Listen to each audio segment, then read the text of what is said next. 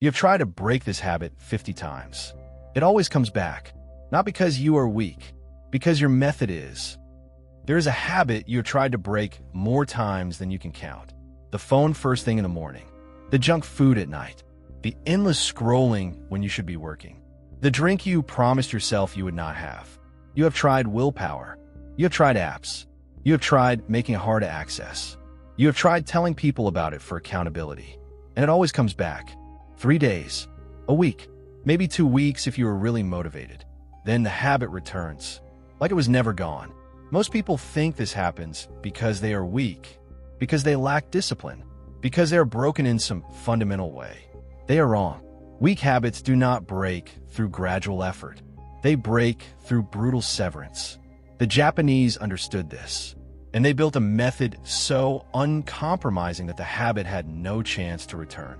His name is Hiroshi, 37 years old, architect, married, 2 kids, and he has 3 habits that have controlled him for a decade.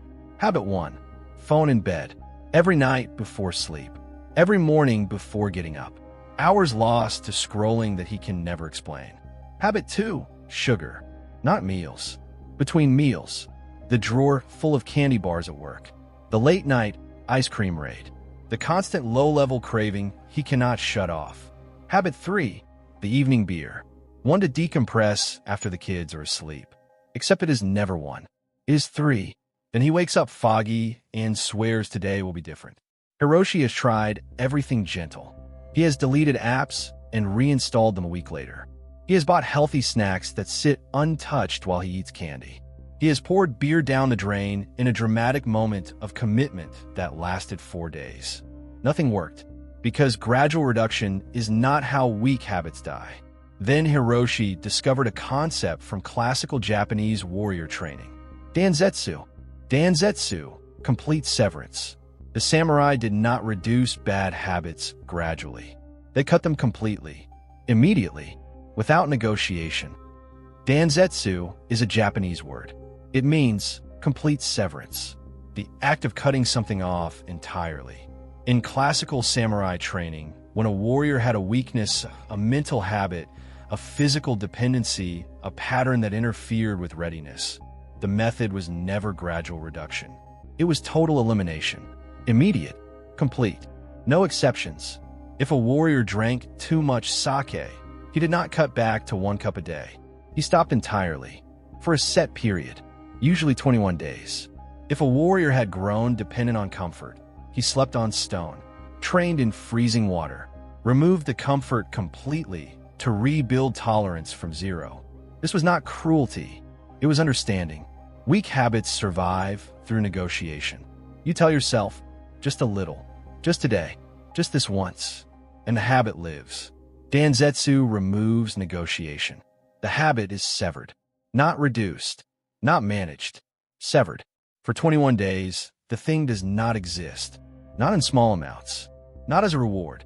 It is gone, and after 21, most people fail to break weak habits because they try to reduce them gradually. Cut back to 1 beer instead of 3. Limit phone time to 30 minutes instead of 2 hours. Have candy only on weekends instead of every day. This approach feels reasonable. It feels sustainable, and it fails almost every time because gradual reduction keeps the neural pathway alive. Every time you have 1 beer, you are rehearsing the ritual. The crack of the can, the first sip, the relaxation response. Your brain learns the reward is still available, just delayed. Every time you allow the habit in a limited way, you're feeding it just enough to survive. Danzetsu works because it starves the habit completely. No rehearsal, no ritual, no reward. For 21 days, the neural pathway receives 0 reinforcement. And without reinforcement, it begins to die. This is not comfortable, but comfort is what created the problem. No phone in the bedroom, no sugar of any kind, no alcohol for 21 days. No exceptions. The war begins. Hiroshi decides to apply Danzetsu to all 3 habits simultaneously. Sunday night, he gathers every candy bar, every bag of chips, every sweet thing in the house. He pours every bottle of beer and wine down the sink. He removes his phone charger from the bedroom, and places his phone in the kitchen before bed. For 21 days. No phone in the bedroom, no sugar of any kind, no alcohol. Not reduced. Eliminated. Day 1 is easy. Motivation is high. Commitment feels strong. Day 3 is hell. He wakes up and his hand reaches for the phone automatically. It is not there. The absence feels wrong. Uncomfortable. He lies in bed for 10 minutes, just resisting the pull to go get it. At work, the sugar craving hits at 2 p.m. like it always does. The drawer where the candy used to be is empty. He sits with the craving. It does not go away, but he does not feed it. At night, after the kids are asleep, the moment where he would crack a beer arrives. He stands in the kitchen staring at the empty shelf. The ritual is gone. He does not know what to do with himself. He does nothing. He sits. The discomfort is enormous. But he does not break Danzetsu. The first week is brutal. Hiroshi feels the absence of all 3 habits like missing limbs. The second week is worse. The initial motivation is gone. Now it is just endurance. Sitting with cravings that do not stop. Facing evenings with no escape. Waking up with no distraction. But something begins to shift around day 10. The morning routine without the phone starts to feel normal. He gets up. He makes coffee. He is present. The pull to check the device is still there, but it is quieter.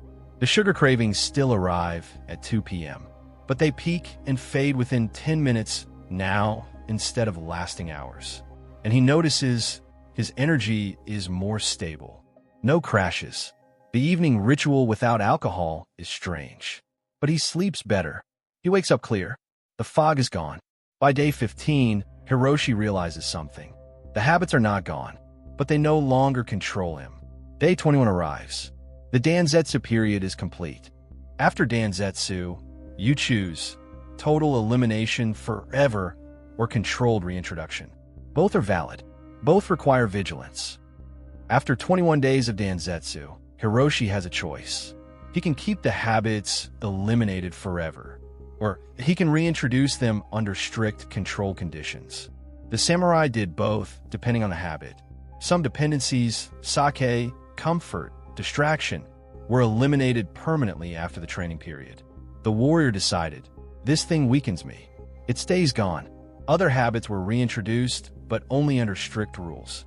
1 cup of sake per month at a ceremony. No more.